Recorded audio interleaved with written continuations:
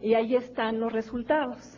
Una economía que no crece lo suficiente, una élite empresarial que no compite lo suficiente, un modelo económico que concentra la riqueza y distribuye mal la que hay. México está atrapado por una red intrincada de privilegios y vetos empresariales y posiciones dominantes que inhiben un terreno más nivelado de juego.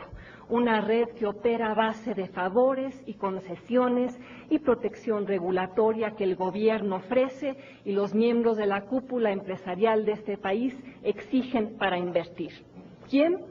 Alguien como el dueño de una distribuidora de maíz o el concesionario de una carretera privada o el comprador de un banco rescatado por el Fobaproa o el principal accionista de Telmex o el operador de una Afore. Estos actores capturan rentas a través de la explotación o la manipulación del entorno económico en vez de generar ganancias legítimas a través de la innovación y la creación de riqueza.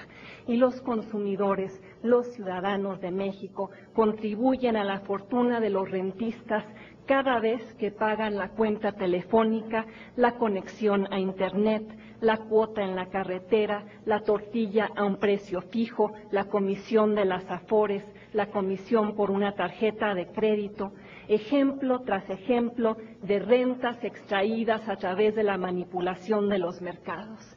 Y el rentismo acentúa la desigualdad, produce costos sociales, disminuye la productividad, aumenta los costos de transacción en una economía que para competir globalmente necesita disminuirlos. Y para extraer esas rentas, esos jugadores dominantes han erigido altas barreras de entrada a nuevos jugadores, creando así cuellos de botella que inhiben el crecimiento de México en un mundo cada vez más globalizado. Y la concentración de la riqueza y el poder económico en esos jugadores dominantes, ¿en qué se traduce?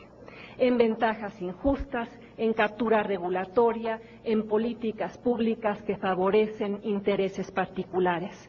Pero peor aún, convierte a los representantes del interés público, a muchos de los diputados y los senadores sentados aquí, en empleados de los intereses atrincherados.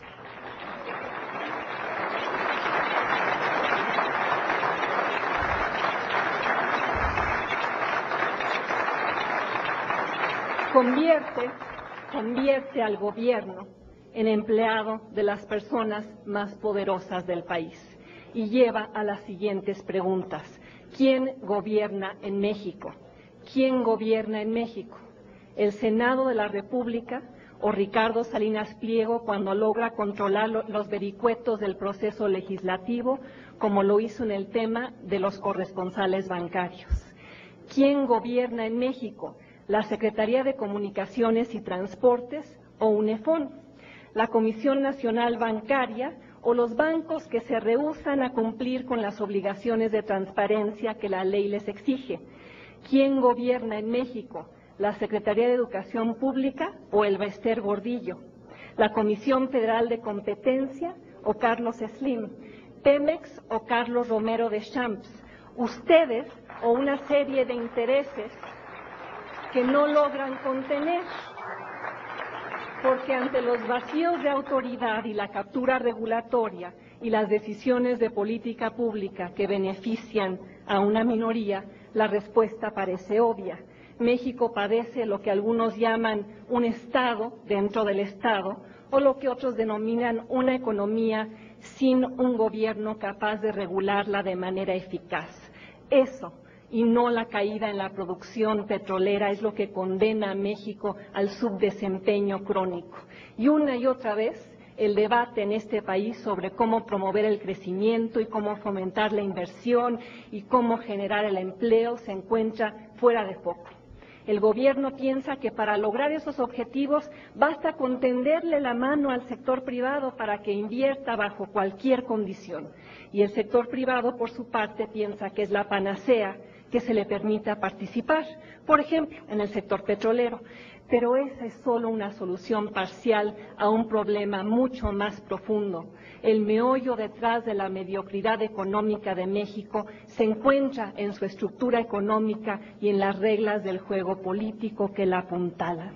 Una estructura demasiado pesada en la punta de la pirámide, una estructura oligopolizada donde unos cuantos se dedican a la extracción de rentas, una estructura de complicidades y colusiones que el gobierno permite y del cual también se beneficia. Y claro, muchos de los miembros del gabinete de Felipe Calderón, muchos de los presentes en este foro, hablarán del crecimiento como prioridad central, pero más bien lo perciben como variable residual.